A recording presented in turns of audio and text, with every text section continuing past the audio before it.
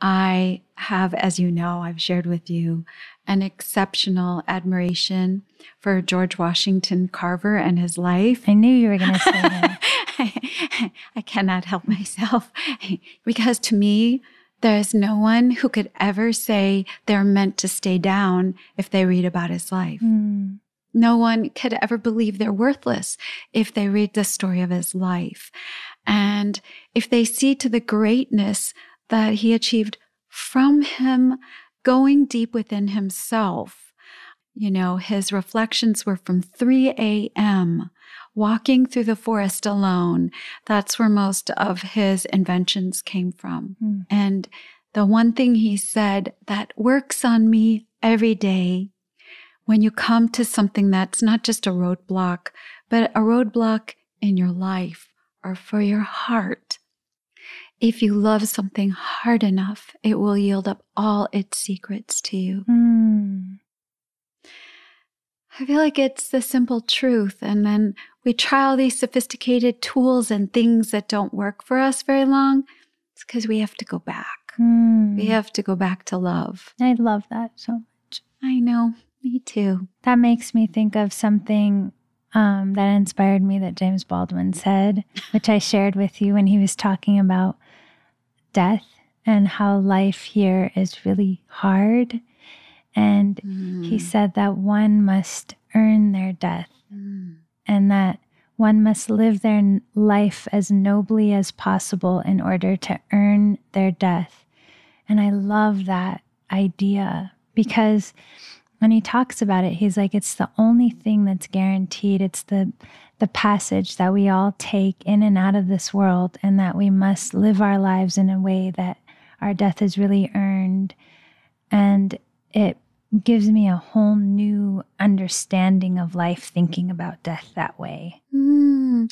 And even the individual reality of that, like you can't say you did it because of others. You don't do it because someone taught you or mentored you or guided you. You did it because it's there for you to live and to do, you know, that beautiful spiritual writing, be not thou grieved if thou performest it alone. It's like, don't worry if the rest of the world isn't doing it. You rise up. Oh, it's very inspiring. Thought leaders. Thought leaders. Do you think being a thought leader, it seems to me for you that people placed you in that. You didn't seek it or go for it or manufacture it, but it's people who put you there. Do you think that's an aspect of what you are? Or do you think this is a gift given unbeknownst to you? I'm not sure. I don't think of myself as one. I think of you as one. Oh gosh, I definitely don't think of myself as one. Yeah, but you are one. Smishy, there are things, there are ways, there's concepts and words and thoughts that you have brought to the forefront before I had heard them any time before. I mean, just the quote that I used from yours on my shoe of, if you knew what you had was rare, you would never waste it. I mean, think about that. It's a really powerful thought. Or even the term, I see you, or love is the only nutrient in the world that can be expressed. I mean, I think we don't think of ourselves as thought leaders because for you, it's just probably an observation. Maybe that's how you would consider it. Exactly. But what you observe and then are able to articulate, I think, is what a thought leader is. That's the entire definition. I mean, what I just shared from James Baldwin was an observation he had. And based on his experience and his life, he was able to share that observation in such a profound way. But the way that you observe things is unique. And the love you have for words and the respect you have for words is also really unique. It's just such a unique combination of so many different things. So, I mean, surely you know, like anytime I have a session with you, anytime any of my friends have a session with you, we're just like rigorously writing every single word down in the way that you share it because of the nature of how powerful they are.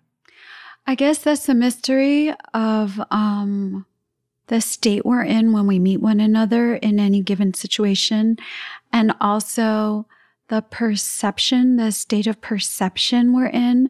Because to me, life is about, there's just reality, and then there are perceptions of reality. Yes. And there isn't anything else. And I think I always quest for trying to be clear and to express myself from that clarity so that it's the best I have to offer. But I don't think what I offer is anything special or in that leadership way. You know, it reminds me of, I had this experience long ago. My eyes are big for my face. And growing up, of course, my sisters drew that to my attention in a not so friendly way. But I noticed that a person could come up to me and say, "Oh my gosh, you have the biggest eyes I've ever seen." And then another person came up and said, "Those are the loveliest eyes I've ever seen." At that moment, it hit me as a child. Oh, there is no reality. It's just one person perceives it like this. The other perceives it in the opposite. There is no such thing as anything. It's only what we perceive it is. Except for reality.